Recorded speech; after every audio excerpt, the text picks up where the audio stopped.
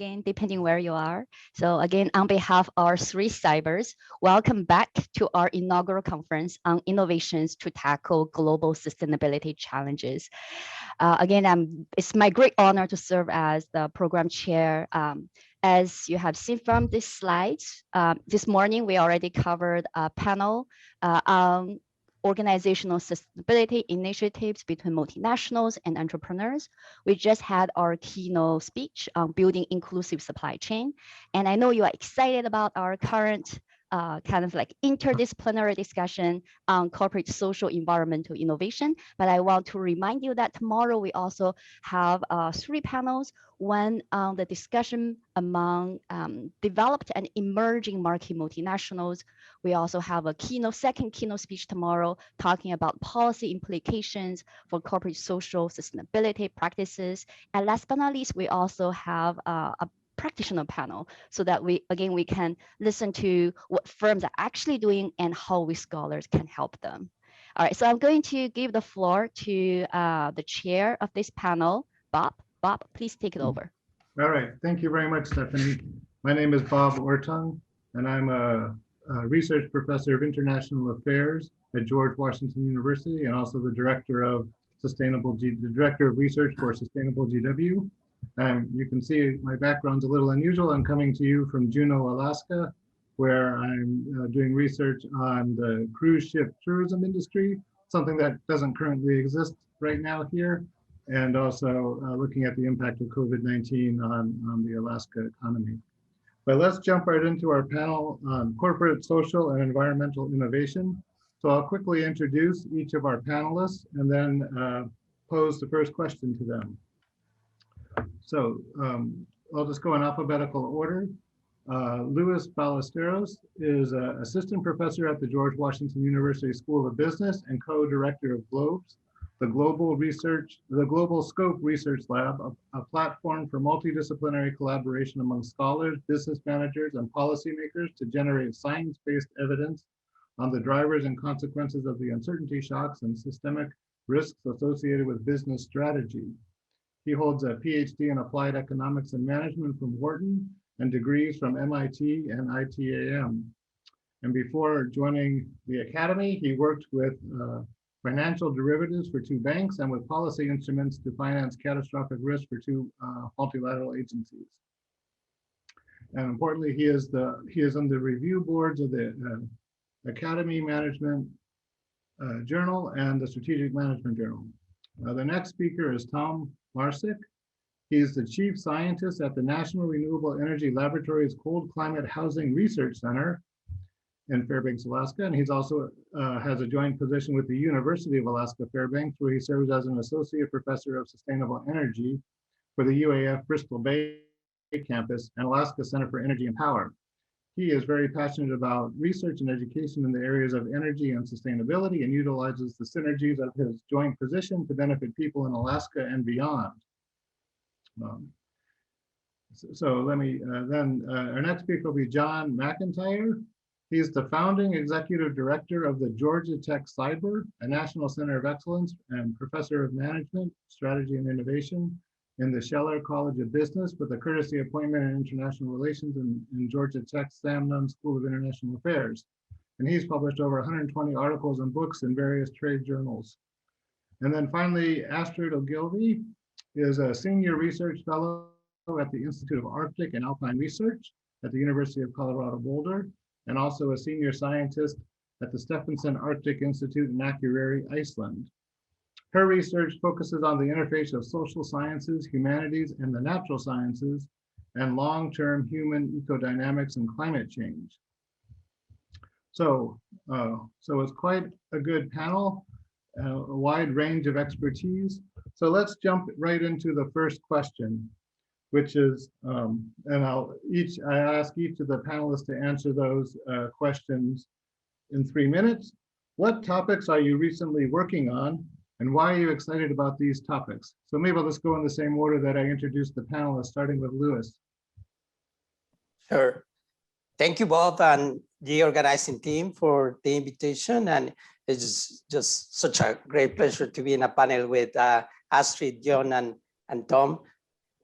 Okay, let's see. I I always been interested in the implications of low probability, high magnitude shocks. Think about natural disasters, terrorist attacks, and epidemics on business decision making. One area that I'm currently exploring is the behavioral changes of what these disruptions bring. This work builds on recent studies that document systematic changes on risk preferences after large traumatic shocks. For instance, separate papers using survey data link decreases in risk aversion with proximity to the 2011 earthquake and tsunami in Japan, and then bomb attacks in Afghanistan. Following these findings and the idea that risk preferences often translate into behavior, as we know, one may argue that disasters may produce changes in risk-seeking behavior, such as entrepreneurship and innovation. Now, the direction of this relationship is unclear, not surprisingly, right? There's evidence suggesting that traumatic events can either rise risk aversion or risk tolerance. I have projects exploring this topic. In one of them, I evaluate whether Hurricane Katrina, which remains the costliest disaster in the US, is associated with changes in innovative behavior. And I proxy innovative behavior with filling patterns. Using different identification in the strategies at the individual and US county level, the data indicate that people exposed to Katrina exhibit substantial long-run increases in the average likelihood of filling a pattern vis-a-vis similar individuals and counties. Now, one aspect of this work that gets me really excited is the assumption of the stability of risk preferences that in standard economics that, in my opinion, has translated into how we deal with disasters as society. The evidence suggests that we are really ineffective in designing policy instruments for prevention and recovery. And an argued factor explaining this is that we tend to underestimate that individuals and organizations will adjust their behavior during disruption and overestimate the prevalence of dynamics that occur under the status quo. So I hope that similar working guy endeavors to better prepare against systemic shocks as society. All right, thank you very much for this. So Tom, let's turn to you. Well, thank you, Bob, for the introductions. This is an exciting panel. I'm honored to be on it with you all, and thank you to all the organizers of this conference, and of course, thank you to all the participants for the opportunity to chat with you about innovations to strengthen sustainability. So as Bob pointed out, I'm in Fairbanks, Alaska. I have a joint position among a few entities, and I'm utilizing the synergies of my joint position to benefit people in Alaska and beyond. And our projects, at least some of our projects, naturally revolve around innovations. And I'm going to give you examples of two that I'm particularly excited about just because of the potential impacts that they can have. So one of the innovations we are working on is something that we call the Arctic dual hood for heat recovery ventilation. My background is in engineering, so that's just to clarify that. That's kind of going to be my role on this panel here. So heat recovery ventilation is a type of ventilation where we recover the heat from the warm still air going out and transfer it into the fresh cold air coming in. So even in very cold climates, we can achieve superior indoor air quality without significant heat loss. Now, these heat recovery ventilation systems, they need two penetrations through the wall. So one for the fresh air intake and then one for the still air exhaust. And there's a product on the market that's called dual hood, or some companies call it different names, but it's a pore that combines these two elements, the intake and exhaust, into a single wall penetration, which then simplifies the installation and also gains some efficiencies potentially for the system. The problem is that this dual hood that exists already on the market doesn't work in very cold climates. It freezes up. So we are working on a new geometry for this dual hood that we hope at the end would allow us to use this dual hood also in our very cold climate. So that's why I call the Arctic dual hood for heat recovery ventilation. So that's one example. Then the second example I want to mention that I'm excited about is it's a Lego type building system. It's a building system where we utilize individual panels to assemble the whole building.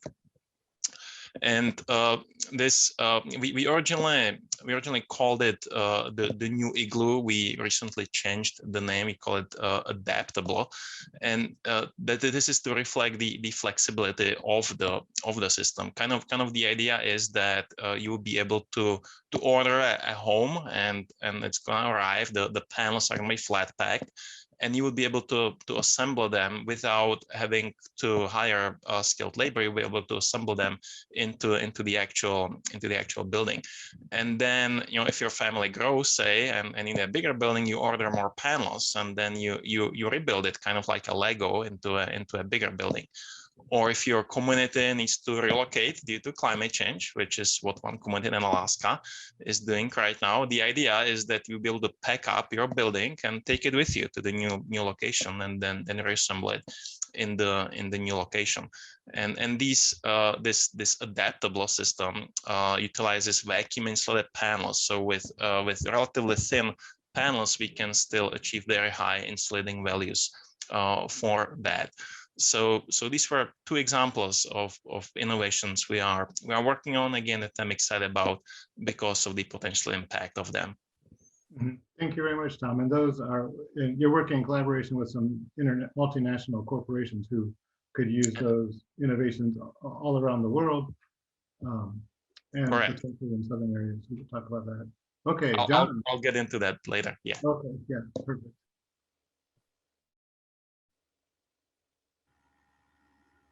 Yeah, greetings. Good to see you all.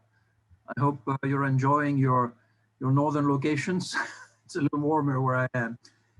So I've been at Georgia Tech a long time, and it's an innovation, technology-rich, intensive environment. It's a big technology university. So the issue for us is how to capture the interdisciplinary potential in doing IB-related and relevant research, capturing really the variety and multidisciplinary nature of our research. So in 2006, there was still a good bit of going on in terms of innovation and sustainability at Georgia Tech, but not the kind of intense addressing of the issues that you find now in the wake of the Paris Accord. So what we did in 2006 as a CIBER Center, funded by the federal government, we created a not-for-profit academic organization association. We put it in Nancy, France, in Lorraine. Why Lorraine? Because Georgia Tech has a technology campus in Metz, France, which is next door, and it has a research center there, Lafayette Research Center. It's a rather large facility. I mean, it is a physical facility. And so we created that association called Multinational Enterprise and Sustainable Development. I mentioned that to say that we've been addressing issues relating to the evolving nature of best practices in the multinational corporation to address the full range of sustainability for a long time. In our last conference, which occurred in 2018, we decided to look at what can multinational do to implement UN SDG. It's a broad topic, and it's a phenomena-driven topic as opposed to starting with IB theory and moving forward. And it's interdisciplinary. We basically dealt with it in an interdisciplinary way, multiple levels of analysis. So we ended up with really about 40 papers coming out of that 3-day conference, which we do every 2 years. And some of the papers have ended up in the Journal of Cleaner Production, which is a factor ranking 7+, which has been published at the beginning of the year, but we're in the process of doing, and we are in the 5th volume, which is an output of that conference and research project, where we're in the process of finishing up a book, part of an E. Elgar series. It's a British UK printing press in the field of business and economics, which will address indeed what can multinationals do to address UN SDGs. Now that's very broad. And so we have a cross section of different innovations coming out by multinationals, coming out of different countries, different industry sectors. That should come out hopefully in September. So in the meantime, Georgia Tech caught up tremendously, and our association, MESD, Multinational Enterprise Sustainable, is surrounded now by a host of centers, institutes dealing with sustainability. I won't say more on that because I think I've exhausted my 3 minutes, but I will come back to it in a subsequent question to give you a sense of the challenge for an international business unit or center to really work in cooperation, in intimate collaboration with really your partners across a technology university. Thank you. Yeah, thank you very much, John. And Astrid? Thanks. I prepared a few little slides, so I'm going to show those.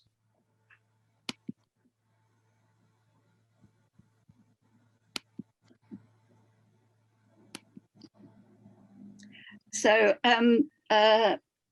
as Bob mentioned, some of my interests are climate history and contemporary Arctic issues. And I think I get excited by kind of the big picture.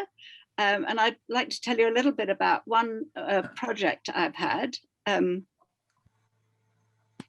which we call ARCPATH for short, Arctic Climate Predictions, Pathways to Resilient Sustainable Societies. I'd like to acknowledge my co-leader, Yongxi Gao.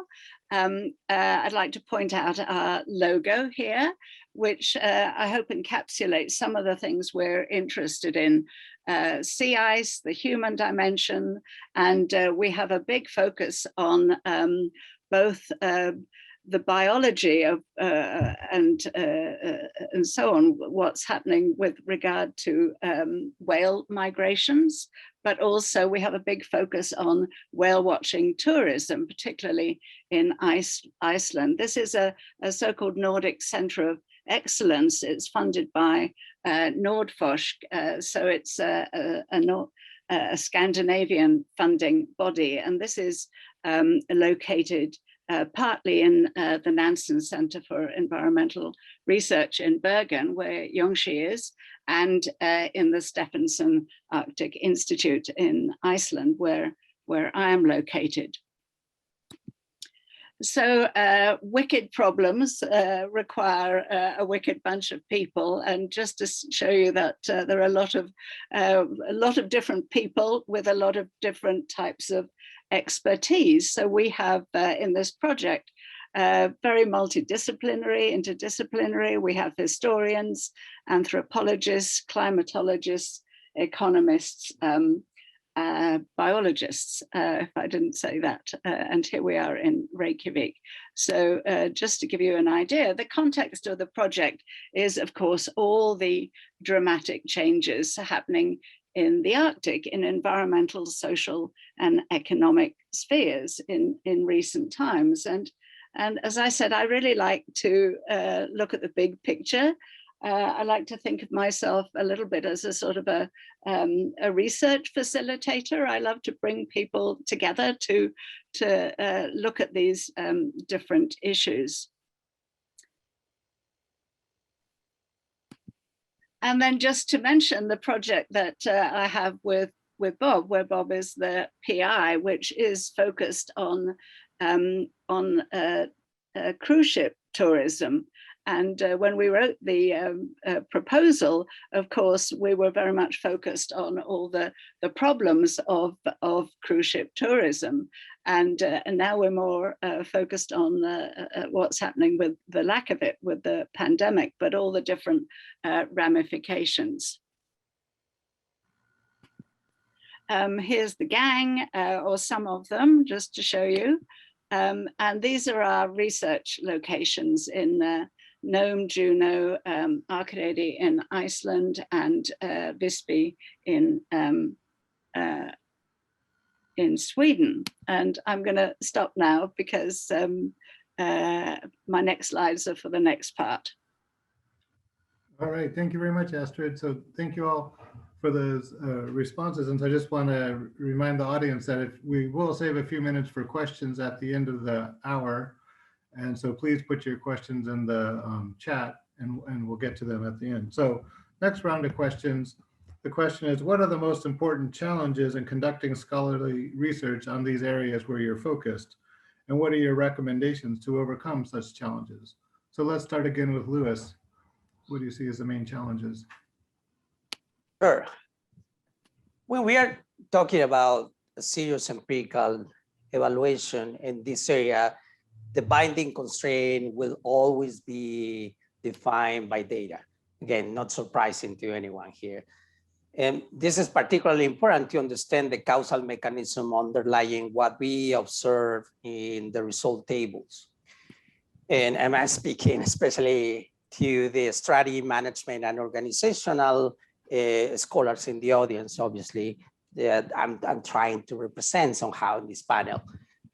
For instance, I can run as many robustness tests as possible to account for the possibility that changes in patterns come from other factors associated with the disaster that I described, like changes in wealth, expected income, the distribution of returns.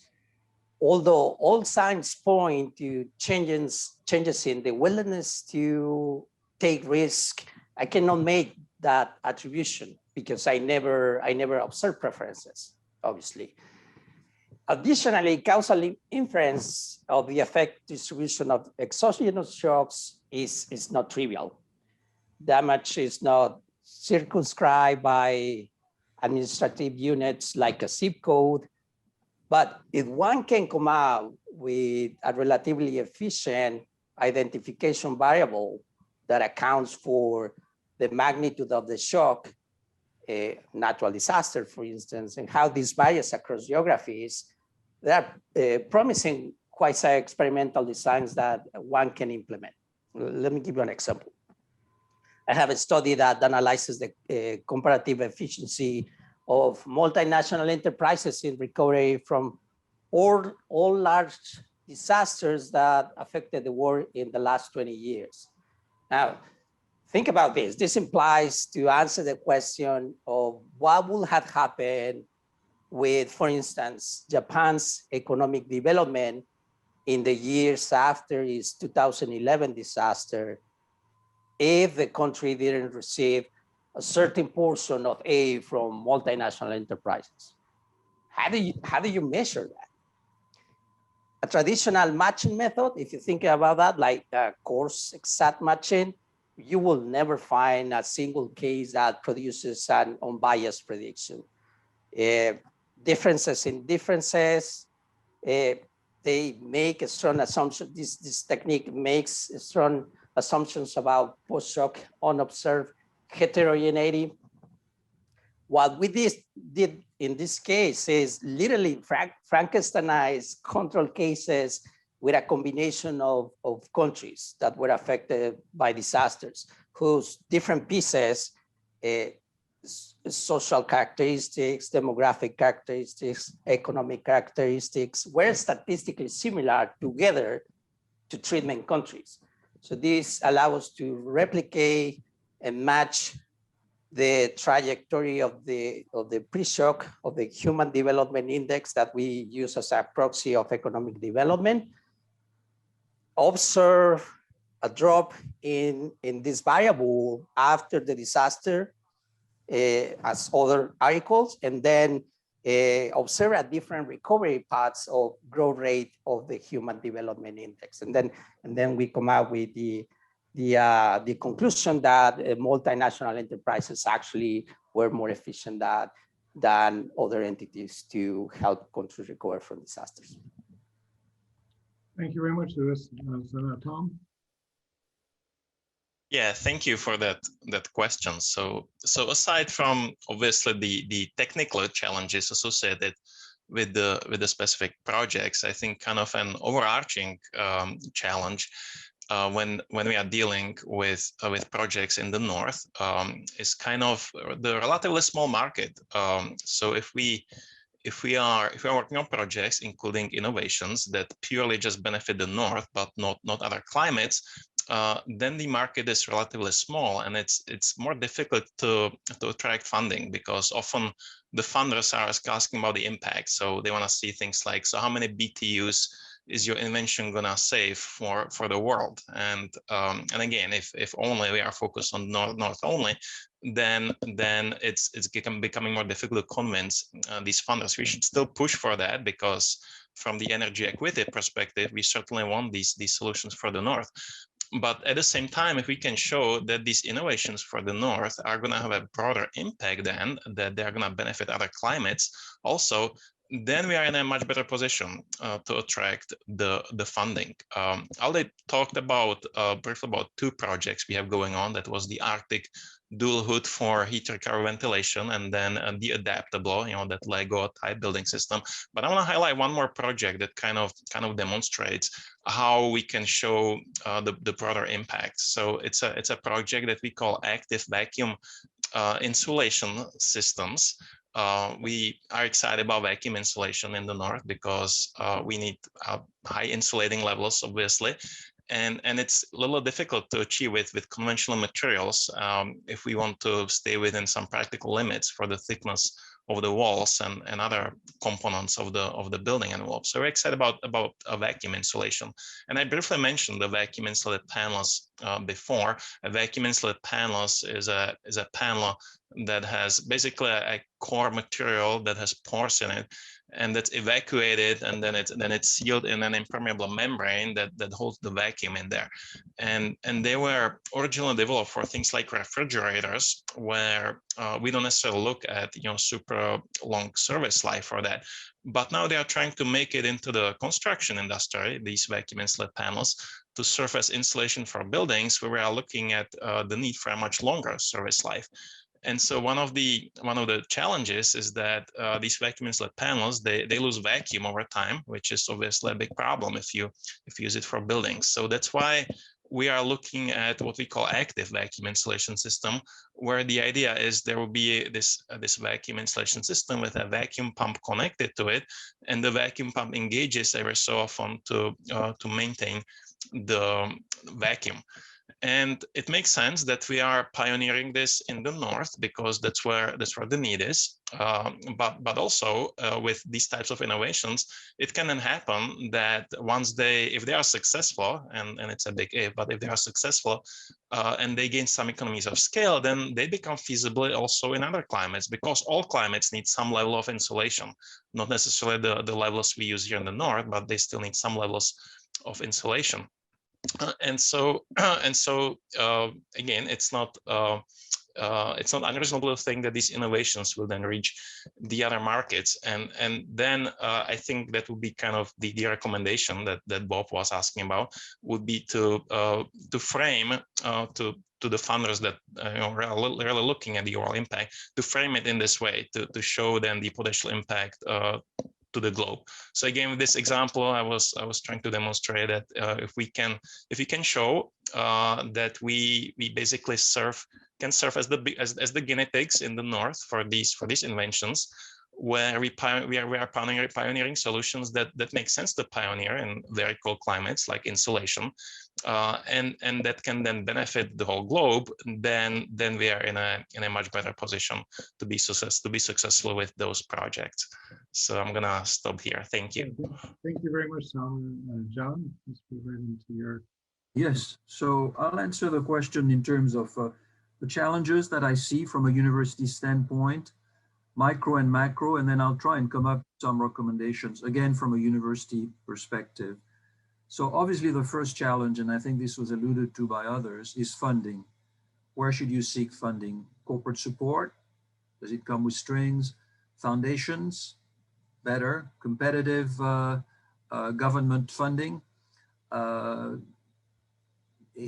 One is better at it than others. It's a skill, grantsmanship. But all of these issues should really give you the wherewithal, the means to really conduct research in a relatively value-free modus operandi. Second related question, good questions, framing good questions that are both policy relevant, policy impactful, but are also research generating, that will be publishable.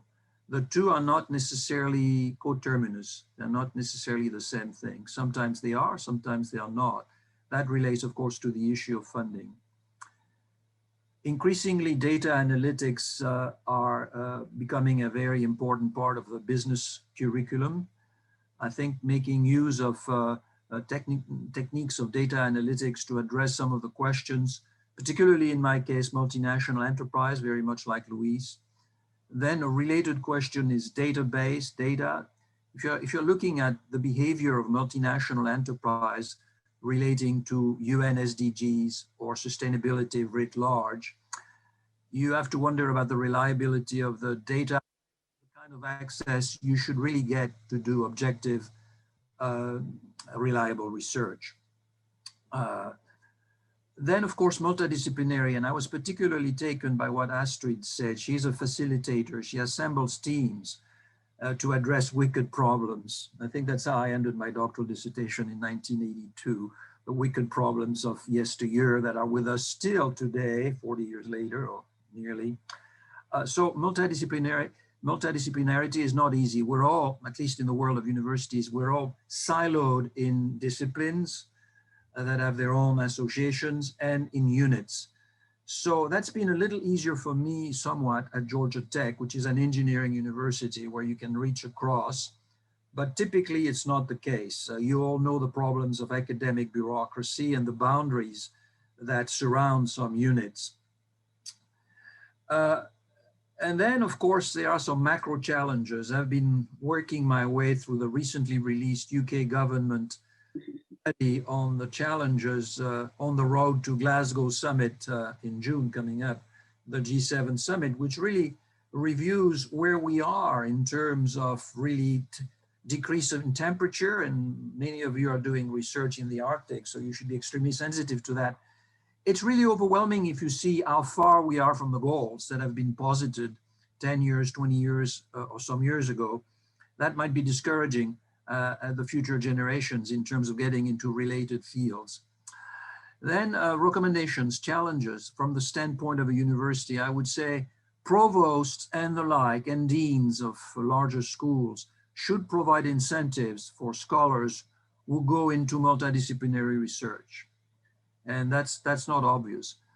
Cross-disciplinary centers can do that, but their resources are minimal. And then you need to adjust and change the reward structure for the new generation. I mean, if you get promoted strictly on the basis of narrow A journals, class A journals, referee journals, and you need 10 of them to make associate, and they have really next to no policy relevance, and I'm harking back to the previous panel, the previous keynote, then we got a problem here in terms of addressing really issues, and I'm not sure we will be making the kind of progress we'd like to see overall. That's about it in the short time allotted. Yeah, thank you very much, John. Then Astrid. Thank you. I'll go back to my little Sure. PowerPoint here. I love your images. Oh, thank you. It's I have fun taking the photographs and doing them. And I just want to begin with an apology because, you know, our first discussion topic was, you know, what are we excited about? And I think I got so excited that I forgot to thank Bob for his introduction and to thank the organizers. And I'm absolutely delighted and honored to have been invited. Anyway, going on to the important challenges, and because I'm working in the Arctic and this is the focus of most of my projects at the moment, although I do have some historical type ones, but I'm not going to talk about those right now. I'm trying to be a little bit more practical, and I feel slightly embarrassed because I feel the other panelists are bringing us some very, very practical solutions, but mine are a little bit more nebulous in a way, but the challenges for us, and I've got just a few things here, are things like, you know, the Arctic changing so rapidly, not just in terms of climate change, but all sorts of very rapid changes. And I've just come out of a meeting that Bob was also part of, who tried to be in two places at once, navigating the new Arctic broader impacts meeting. And we talked a lot about, you know, going into local communities and how do you behave, you know, how do you involve people in your projects, and obviously we talked about how important it is to be respectful and to involve people and to listen and to communicate and so on. But there are all these things happening. So these are all the challenges of research.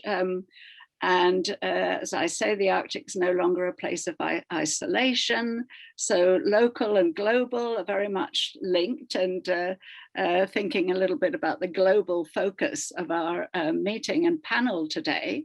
And abrupt climate change, all these biophysical changes, and then the mass tourism. And that links a little bit to my other project with Bob on the cruise ship tourism.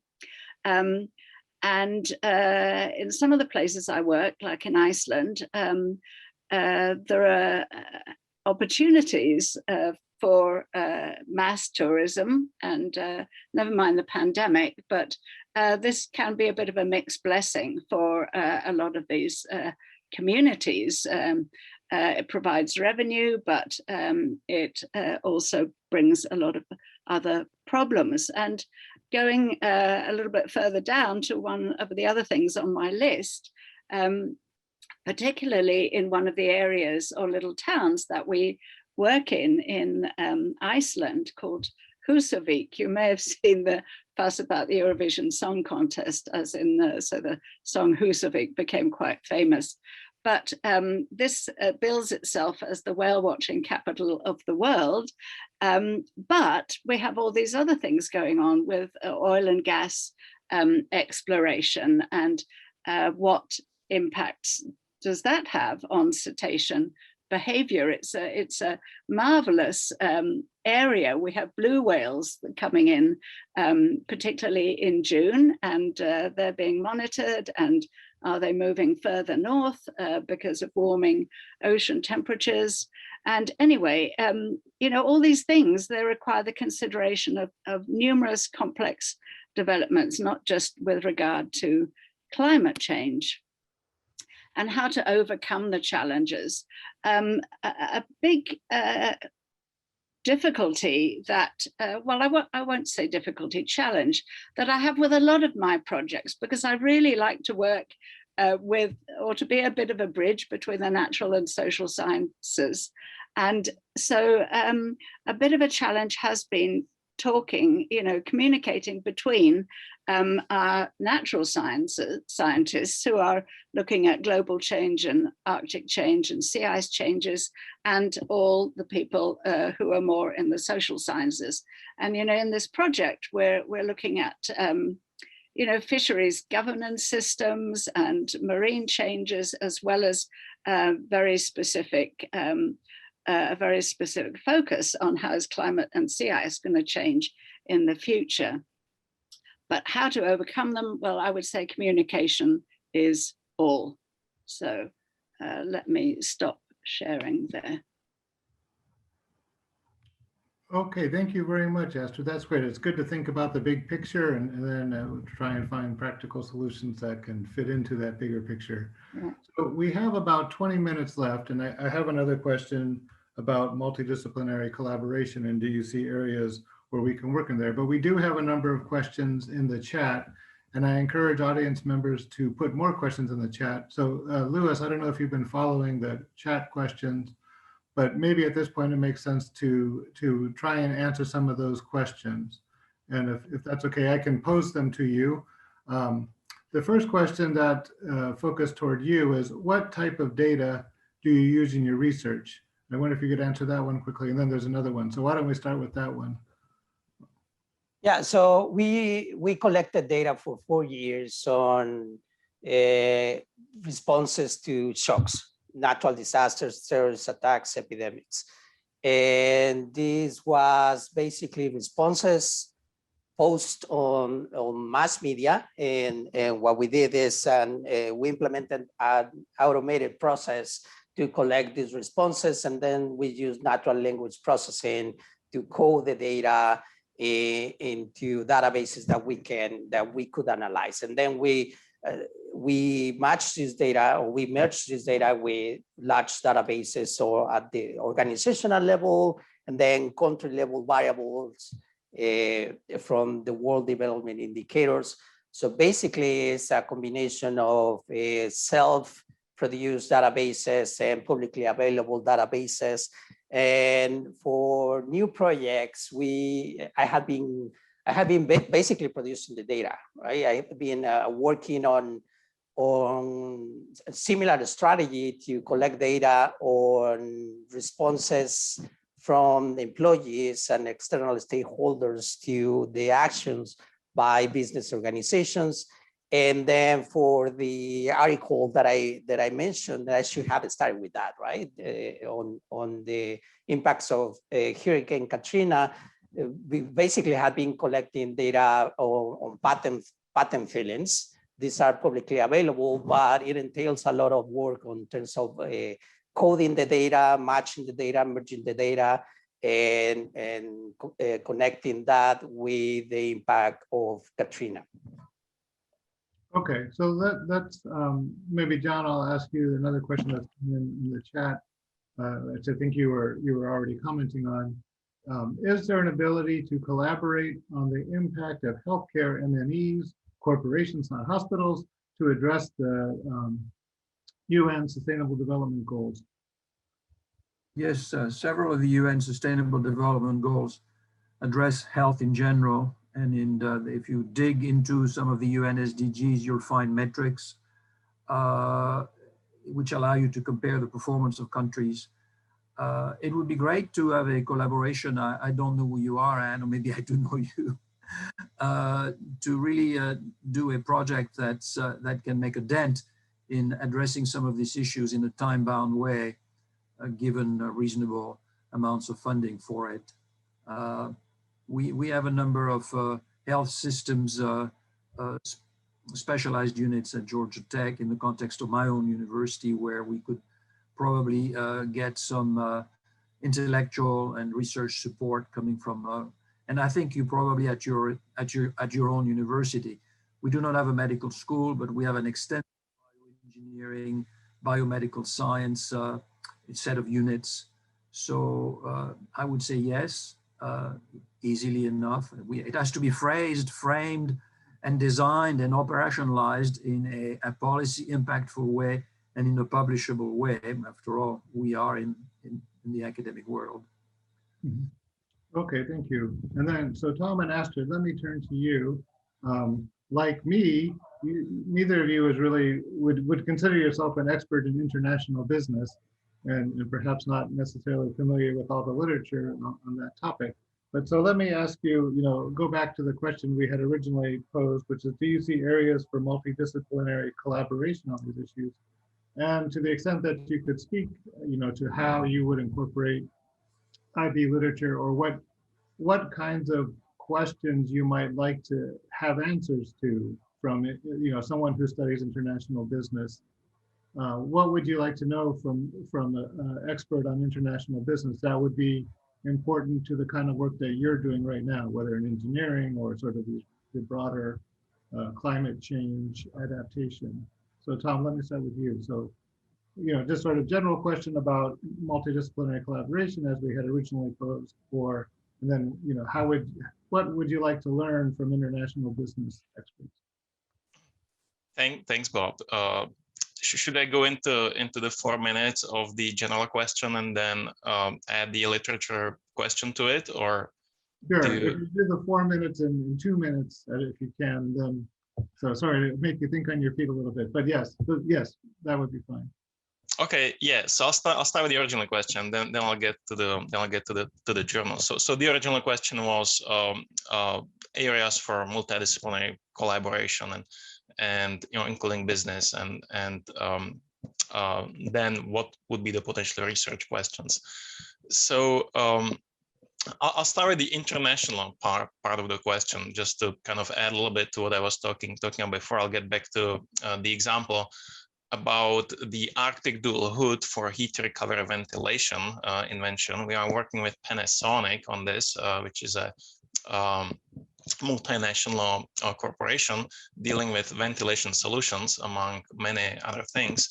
And we have a non-disclosure agreement with Panasonic to be able to exchange ideas. So we are interested to understand better their needs, and they are interested in our ideas. It's a mutually beneficial arrangement where this could help us potentially reach an international market, and companies dealing with heat recovery ventilation are obviously interested in this invention, because they're in the business of selling heat recovery ventilators. And if this invention makes it easier to install them, then they are probably going to sell more of them, because more people are going to be interested in installing them. So that's the international part of that. Now the multidisciplinary collaboration part of that, we can certainly benefit from multidisciplinary collaborations. I'm an engineer. I like to deal with the engineering issues, but at the end, our engineering solutions do no good if they cannot reach people. So we can definitely benefit from collaborations. For one, with social scientists that deal with things like how to improve the governance processes to facilitate the uptake of these engineering inventions. We can certainly benefit from collaboration with business studies who can help us with the commercialization of these technologies and allow them to reach the market. Also, when we talk about multidisciplinary collaborations, I like to talk about how we deal with specific issues in remote indigenous communities in Alaska as it relates to housing. And when I say we, I mean the Cold Climate Housing Research Center specifically. And just to give you a little bit of context for that, in recent history, the housing systems from the lower 48 have been utilized for these very cold locations, these remote indigenous communities, and that's partly because the decisions were being made by people who didn't have much connection to the local places. The decisions were made from maybe places like DC, and again there was a disconnect between and these were well-meaning people. They found some resources to help these communities, but there was a disconnect between the needs of the communities and what was at the end delivered to them. And that's when the communities start contacting us, because they end up with things like rotten buildings that are falling apart because they were designed not for the very cold climates. So the indoor humid air, then if it has access to colder parts of the building, which can be very cold if they are placed in the very cold climate, there can be condensation and then rotten material, and the buildings start falling apart.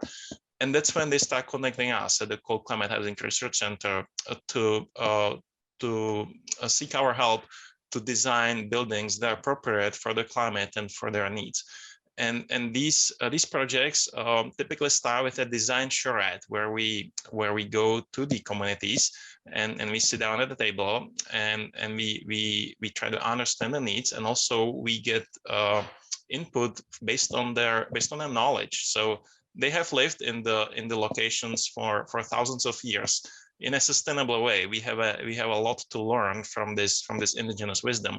And so at the end, the goal is to combine the indigenous knowledge with the 21st century technology to come up with the best solutions for these communities. So this is just to demonstrate the multidisciplinary approach that goes well beyond just engineering issues. And so that's the approach we've been using to work with these remote indigenous communities. Now, to get to the question about the literature, like Bob pointed out, I don't typically read journals focused on international business. I'm an engineer who is looking at journals that deal with engineering.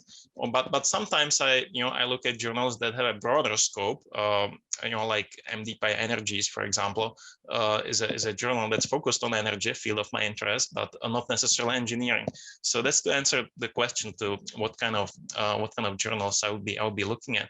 And at the end, I think the overarching question is, for us to be successful in this multidisciplinary field. So how do we work together? I think that's what I would frame as the overarching question, because I think the barrier to it is that we don't talk that much among ourselves.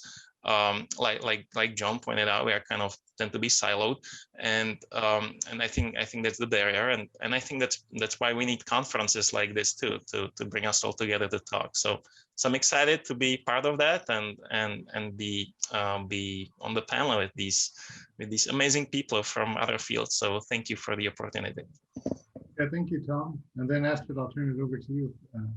Right, I'll do my screen share again. And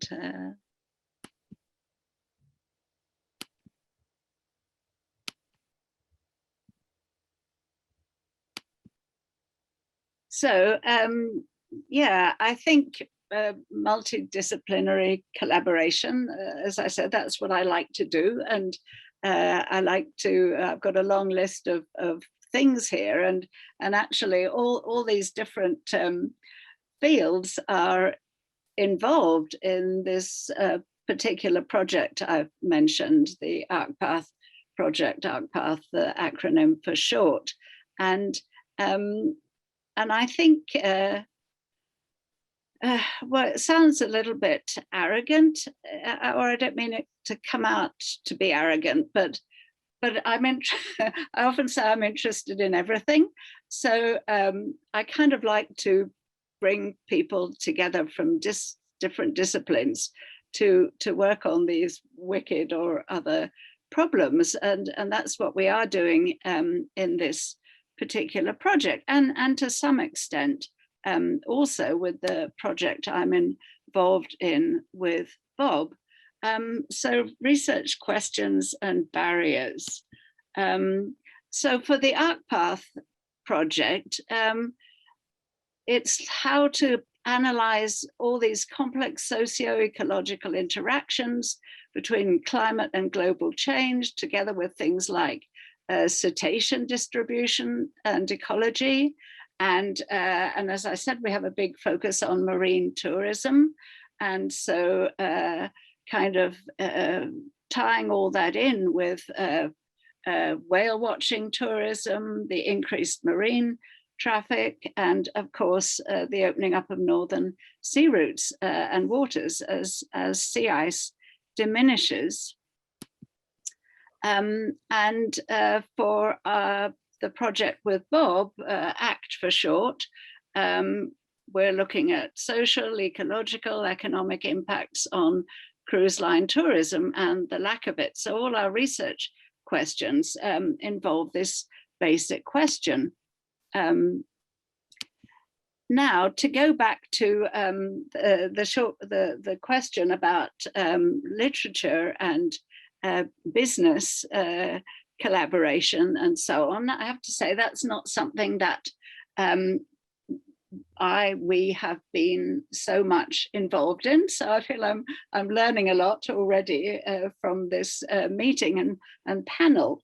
But just to share something with you that may be of relevance. So in this little town, Husavik, the focus has been on fisheries and then tourism, and in particular whale watching tourism. But the local community has long wanted some kind of industry to come in, and it has done recently, although right now it's closed down because of the pandemic.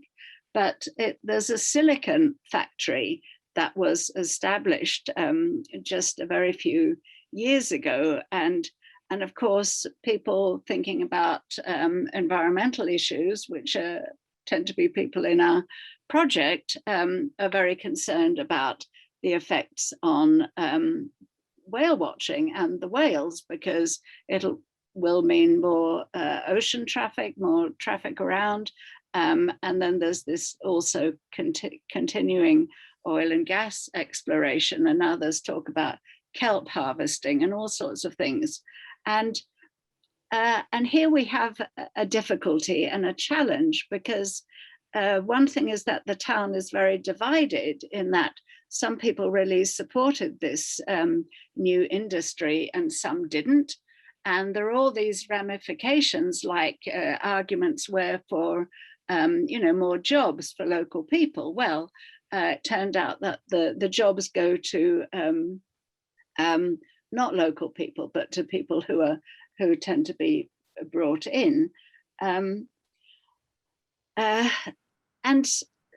there's a lot of secrecy around, around this factory and the whole situation.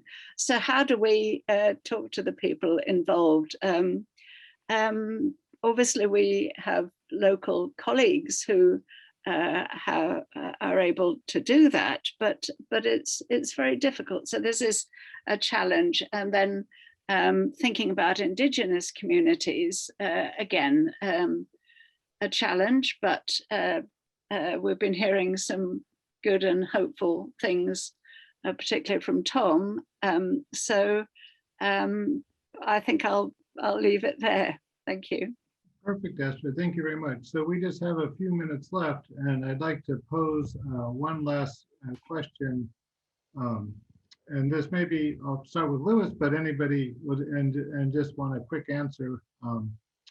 So do you have any advice on how to balance the need for multidisciplinary collaborations and reading all the literature from all the different fields out there, while still being narrow and deep enough in your own area, to be effective? And the problem is, obviously, it's easy to get lost in the broad scope of these global and universal issues. So how do you deal with the massive flows of information, coming in your own field, as well as trying to put that into the broader context? I don't know. So that's I would say, yeah, choose your advisor well. I assume it's maybe a doctoral student question. I would say get yourself a good data set if you can get your hands on one that relates to your broad interests. Do not fall into the trap of having to create a new data set while you do a doctoral dissertation if the question is coming from a doctoral candidate.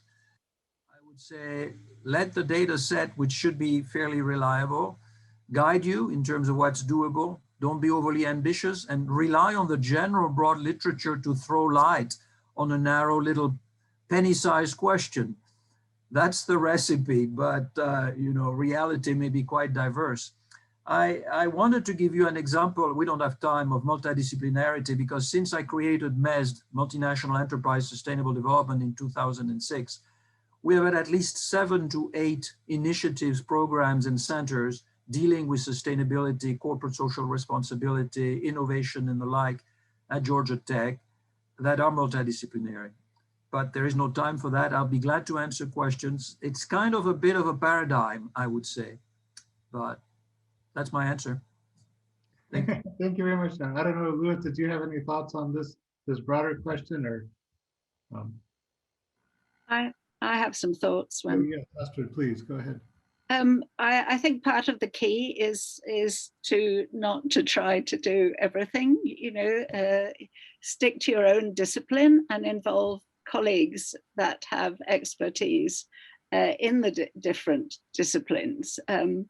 And if I can give an example from my early career, which was very much focused on historical climatology. And in the early days of this field, there were a few pioneering climatologists who looked at documentary records, and then perhaps this didn't work so well because they did not have historical expertise and they couldn't really analyze the documents in the best way. And so I think that's a lesson to be learned. But communication is the key. Talk to your colleagues and, you know, and learn from their expertise. Mm-hmm. Any other thoughts before we close up? I would just say from my own experience, my actual expertise is in Russian politics. And, you know, trying to get the answer to any question is never a linear process. And often I find when I read something about engineering or say climate change in Iceland, I find insights to what the question I'm trying to answer about Russian politics or about some other issue. So often you can't find what you're looking for by looking for it directly. You just read broadly and sometimes it comes to you, but that's a very time-consuming process. So I don't highly recommend it, but it is one of the benefits of multidisciplinarity. So we've come to the end of our hour, and I'd like to thank, first of all the audience members who stuck with us throughout the day, and the panelists for your incredible contributions. I thought we had a very wide-ranging conversation, and hopefully it's the beginning of bringing together a number of different fields, a number of different experts with a quite different set of knowledge bases, and trying to figure out how we can use that to solve the wicked problems that John and Astrid had mentioned that have been around for a long time. So thank you very much. I see Stephanie has come back in. I think she'll probably close out the conference for the day. Yeah, thank you. Thank you. It's great discussion. Thank you for all great discussions by our panelists. And I see you tomorrow and have a pleasant afternoon.